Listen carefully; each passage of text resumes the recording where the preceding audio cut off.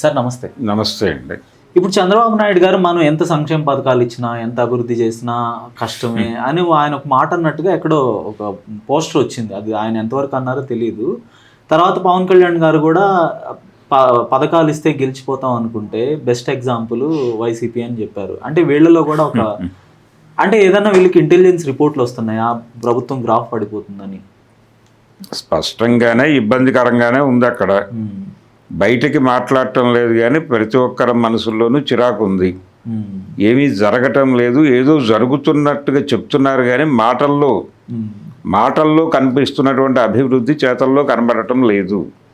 Even Amaravati నిర్మాణం కూడా 30% అయ్యింది.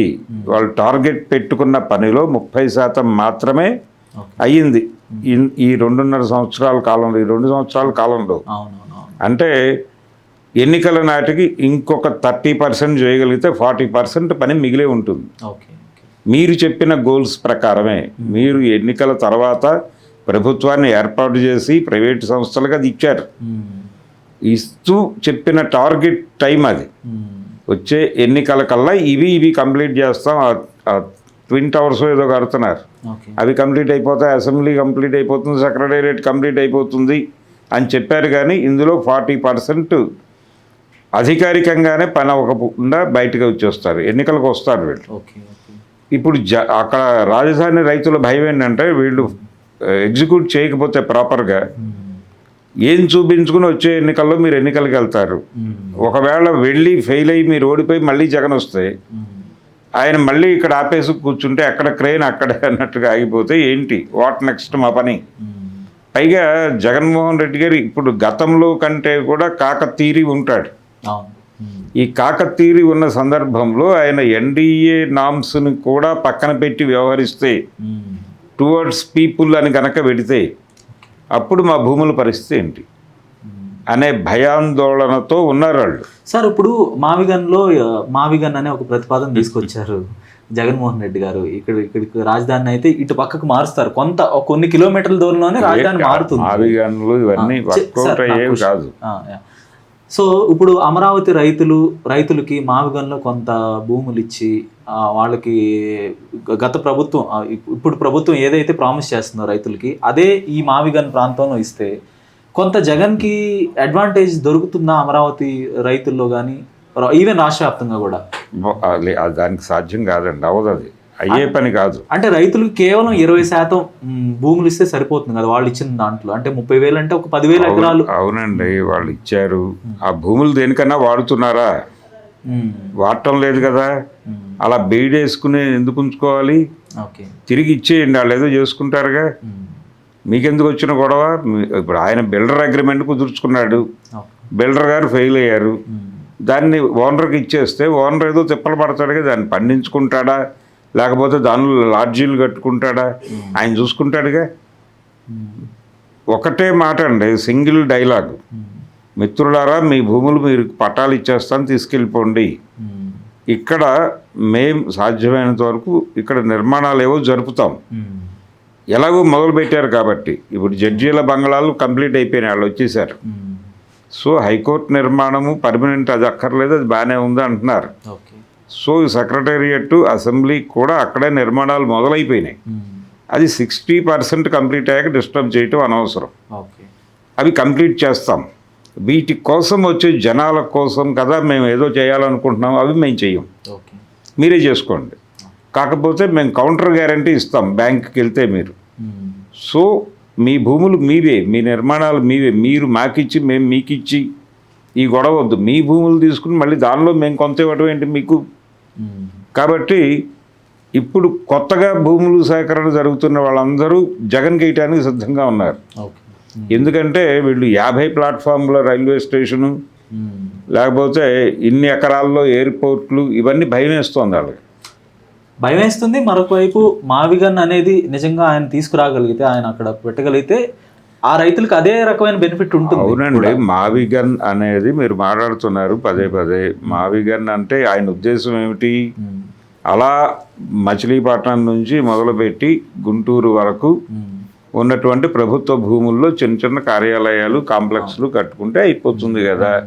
ఎందుకు జనం నుంచి తీసుకోవటం అనే కదా నీ గొడవ. అవును. కానీ జనం నుంచి ఆల్రెడీ తీసేసుకున్న దాని పరిస్థితి ఏంటి? దానికి ఏదో ఒక ప్రోగ్రామ్ ఉండాలి కదా, సొల్యూషన్ కావాలి. దానికి మీరు ఎంత వాడుకుంటున్నారో వాడుకోండి. మొదలైన పనిని డిస్టర్బ్ చేయొద్దు. ఓకే. ఇప్పుడు ఈవెన్ తెలుగుదేశం పార్టీ మీద నా విమర్శ కూడా విశాఖపట్నంలో ఆయన కట్టాడు.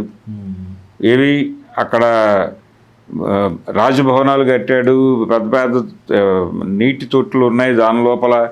అక్కడి నుంచి చూస్తే బీచ్లో స్నానం చేస్తున్నాడు, అనుభూతి కలుగుతుంది. ఇవన్నీ మాట్లాడారు కదా. ఆయన నిర్మించినటువంటి గృహాలకు సంబంధించి భవన సముదాయాల గురించి దాని గురించిన క్రిటిసిజం ఆయన మీద ఎందుకు? ప్రభుత్వ భూమిలో జరిగింది అది. కాబట్టి దాన్ని ఎలా వాడుకోవాలో మీరు డిజైన్ చేసుకోండి. మీరు టూరిజంకి వాడతారా, ఇంకొక ఇజంకి వాడతారా, ఒక ప్రాపర్గా వాడి దాన్ని మీరు రెమ్యూనరేటివ్గా మార్చుకోండి. ఎవడు కాదన్నాడు? ఈ విమర్శలు వద్దు. ఆల్టర్నేటివ్ ప్రోగ్రామ్ ఇప్పుడు కాదు చేయాల్సింది, మీరు అప్పుడే చేసి ఉండాలి. మీకు అధికారం వచ్చిన రోజే మీరు ప్రభుత్వ భూముల్లో మన భవనాలు కట్టుకుందాం, ప్రజల నుంచి తీసుకున్న భూములు వారికి ఇచ్చేద్దాం అని ఉంటే ఆయన డెఫినెట్గా నిలబడేవాడు. ల్యాండ్ బ్యాంక్ కోల్పోవటం అనేది కేంద్ర ప్రభుత్వం ఎలా చూస్తుంది, ఎలా రియాక్ట్ అవుతుంది అని భయమేసి ఆ రియాక్షన్ ఆపుకున్నాడు ఆయన. ఆపుకొని డబ్బులు ఇక్కడ ఖర్చు పెట్టకుండా అది క్లోజ్ చేసేసి 3 రాజధానులు అని ఒక సినిమా నడిపాడు. అది కాకుండా ప్రభుత్వ భూములు ఉన్నాయి ఈ ప్రాంతాల్లో, అక్కడ మేము నిర్మాణాలు జరుపుతాం, ప్రజల భూములతో మనకు సంబంధం లేదు, వాళ్ళకి ఇచ్చేద్దాం, వాళ్ళ గొడవ ఏదో వాళ్ళు పడతారు అని గనక నిర్ణయం తీసుకుని ఉంటే అద్భుతంగా ఉండేది. ఇప్పటికైనా ఆయన ముందున్న ఆప్షన్ అదే. కానీ ఇప్పుడు ఏంటంటే 60% కనీసం కంప్లీట్ అవుతాయి సెక్రటేరియట్, మిగిలిన నిర్మాణాలు. వాటిని 40% వేగంగా కంప్లీట్ చేసి మీరు జాతికి అంకితం చేయండి. చేసే యాక్టివిటీ అక్కడే జరపండి. ఎందుకు మిగిలిన ప్రభుత్వ భూములు ఎందుకు డిస్టర్బ్ చేయటం? ఆల్రెడీ ఎక్వైర్ అయిపోయినాయి కదా. మిగిలిన భూములు రిలీజ్ చేయండి. రిలీజ్ చేసి మీరు వీటి కోసం వచ్చే వాళ్ళ కోసం హోటళ్ళు కట్టుకుంటారో, లాడ్జీలు కట్టుకుంటారో, అది మీ చావు, మీరు చావండి అంటే వాళ్ళు హ్యాపీ. కనీసం ఒక డెవలప్మెంటల్ యాక్టివిటీ, అక్కడికి జనాలు రావటము వెళ్ళటము, ఆ యాక్టివిటీ జరుగుతుంది. కాబట్టి వాళ్ళు వేగంగా ఏదో పని చేసేసి అక్కడ అమరావతి దాని అంతలో అదే నిర్మాణం జరుగుతుంది. ఎవరో వచ్చి నిర్మాణం చేస్తాడని చంద్రబాబు చెప్తున్నది బూటకం. మేము నిర్మాణం చేస్తాము, మేము నిర్మాణం జరిపిన దానిలో మీరు వచ్చి ఉండాలి, మీరు అప్పటిదాకా రోడ్ల మీద పడుకోండి చాపలు వేసుకుని అని చెప్పడం తప్పు. అది దానికి కౌంటర్ నెరేటివ్, బలమైనటువంటి శాస్త్రీయమైన నెరేటివ్తో జగన్మోహన్ రెడ్డి మాట్లాడటం మొదలు పెడితే జనం ఆయన వైపు తిరగటం ఖాయం. తెలంగాణలో కూడా అదే పరిస్థితి ఉంది దాదాపుగా. తెలంగాణలో ఏ ఎమ్మెల్యే పట్ల కూడా ఏ నియోజకవర్గపు ప్రజలు సంతృప్తిగా లేరు. ఇది రేవంత్ రెడ్డి గారికి అర్థమవుతోంది. ఇప్పటికిప్పుడు ఎన్నికలు పెట్టినా కాంగ్రెస్ పార్టీ గతంలో గెలిచినన్ని స్థానాలు గెలుచుకోవడం కష్టం. గతంలో కూడా వాళ్ళేం బీభత్సమైన మెజారిటీతో గెలవలేదు. కాకపోతే అధికారానికి రాగలిగినంత మెజారిటీ మాత్రమే వచ్చింది మీకు. సో ఇప్పుడు పెడితే అది కూడా వచ్చే పరిస్థితి లేదు. రెండో వైపు మీకు మీ మీద దాడులు రకరకాలుగా రోజు జరుగుతున్నాయి. తెలంగాణ అస్తిత్వవాదానికి నువ్వు ప్రమాదకరం అని బీఆర్ఎస్ బలంగా ప్రచారం చేస్తోంది, జనంలోకి వెళ్ళిపోతుంది. అది దూసుకుని రకరకాల శక్తులు ఆ ఏరియాలో పనిచేస్తున్నాయి. దానికి కౌంటర్ ప్రోగ్రాం లేదు నీ దగ్గర. కౌంటర్ ప్రోగ్రాం ఒక ప్రయత్నం చేశారు వీళ్ళు, పవన్ కళ్యాణ్ మీద దాడి చేసి. పవన్ కళ్యాణ్ ఆయన పద్ధతిలో ఆయన తిరిగి వీళ్ళ మీద దాడులు చేస్తూ ఉన్నాడు కంటిన్యూస్గా. ఒకవైపు తెలంగాణ నేటివ్ పీపుల్ నుంచి దాడి జరుగుతోంది, అలాగే వీళ్ళేమో ఆంధ్ర ప్రాంతానికి అమ్ముడుపోయిన ముఖ్యమంత్రి అంటున్నారు నేరుగా. ఇప్పుడు అట్నుంచి కూడా తిట్లు పడుతున్నాయి ఆయనకి. పవన్ కళ్యాణ్ వైపు నుంచి తిట్లు పడ్డాయి కదా, బీజేపీ వాళ్ళు క్రిటిసైజ్ చేస్తున్నారు కదా. ఎక్కడ ప్రాఫిట్ పొందావు నువ్వు? నీ జీవితానికి 2 వైపులా దరువు నువ్వే ఏర్పాటు చేసుకున్నావు. అది ఆ కండిషన్లో ఆయన ఉన్నాడు. ఎమ్మెల్యేలు ఎవరూ కూడా ప్రాపర్గా లేరు, అదొక గందరగోళం ఉంది. ఇలా ఆంధ్రాలోను తెలంగాణలోనూ కూడా అధికారంలోకి వచ్చిన అక్కడ కూటమి ప్రభుత్వము, ఇక్కడ కాంగ్రెస్ ప్రభుత్వము రెండూ కూడా శరవేగంతో ఇక్కడ బీఆర్ఎస్కి అక్కడ వైసీపీకి అధికారం అప్పజెప్పేయటం కోసం పనిచేస్తున్నారా వీళ్ళు అన్నట్టు ఉంది సీన్. ధన్యవాదాలు సార్. Thank you.